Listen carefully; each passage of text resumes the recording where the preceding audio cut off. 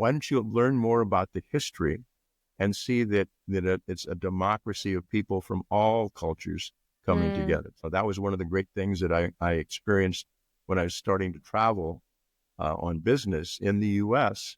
I think I've been to every state except 12 states.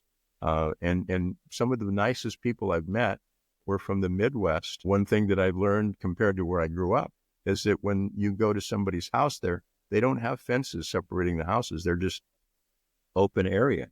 And they would talk to me and because, wait a minute, see, your name is Vargas, but you've got a business and a law degree, because that wasn't the stereotype that Right. they see Yeah. in the movies or the TV shows.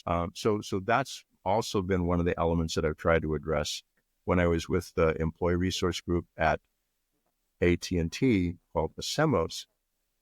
I became the executive vice president for community outreach on the national board.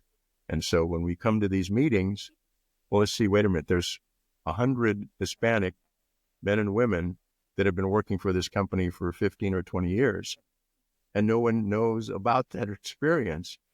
So I took people, I had a volunteer videographer, we went into a side room, and I asked them questions. I said, what's your background? What's your family like? Why do you volunteer for these programs that we have with our employee resource group? And I created something on videos. We put them out. We call them the Hacemos Latino Diversity Stories, specifically trying to address those negative stereotypes. And so not only did we share them internally when we were releasing them, but I said, we really need to share this as well. So we created a YouTube and put those videos that were just internal. And it wasn't just because you're Hispanic. I interviewed people in our employee resource groups. The largest group were the women of AT&T, a lot of women in different jobs and different roles. So they had the largest employee resource group in the country.